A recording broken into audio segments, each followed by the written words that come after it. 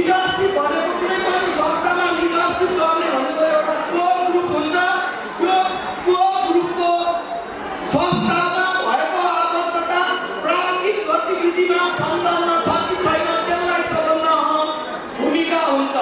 मैले मेरा नानीहरूलाई पिनाकल जानलाई उहाँहरूले सोधेको आग्रहमा पिनाकल जानलाई मलाई उहाँहरूले छनौट गरिसक्दा भन्न किन सजिलो भएको भन्यो भन्दा यो धेरै प्राज्ञिक अनुवादहरूलाई म चिन्दछु र यो अनुवाद आज बिहानसम्म पनि मार्कर लिएर व्हाइट बोर्डमा कोर्छ। त्यही भएर यसमा विश्वास छ। किन विश्वास छ भनेर भन्दा जुन प्राज्ञिक समूह प्राज्ञिक गतिविधिमा लागेको हुँदैन त्यो प्राज्ञिक समूहले उच्चताको प्राज्ञिक मानव संसाधनको निर्माण गर्छ भन्ने कुरोमा म चाहिँ कदापि किञ्चित विश्वास गर्न सक्दिनँ। र तपाईँले यो सम्पूर्ण विद्यार्थी भाइ बहिनीहरू जसले पिनाकल कलेजलाई छान्नु भएको छ म तपाईँलाई हार्दिकताका साथ बधाई पनि दिन यस अर्थमा चाहन्छु कि यहाँको फाउन्डर मेम्बर प्राय जसो सबैलाई म चिन्दछु र आज बिहान तपाईँको यो प्रोग्राममा आउनुभन्दा अगाडि यो फाउन्डर मेम्बर प्रिन्सिपल लगायत सबै कक्षा कोठामा तपाईँले भेट्नुहुन्छ।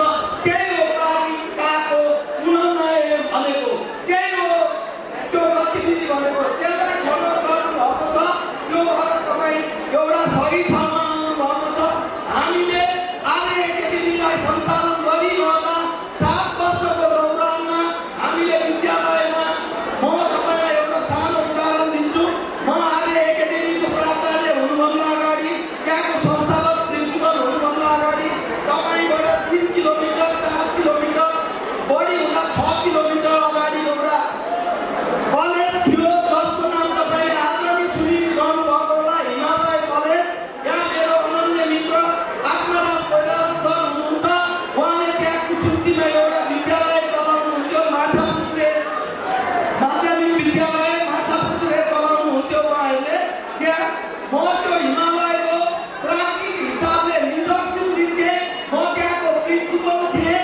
त्यो प्रिन्सिपल हुँदा हुँदै पनि मेरो बिहान 6 बजेदेखि 1 बजेसम्म मेरो कार्यालयमा काम हुन्थ्यो। त्यसपछि म उहाँको विद्यालयमा 2 पिरियड पढाउन आउँथेँ। त्यो वर्कसिप भनेको त्यो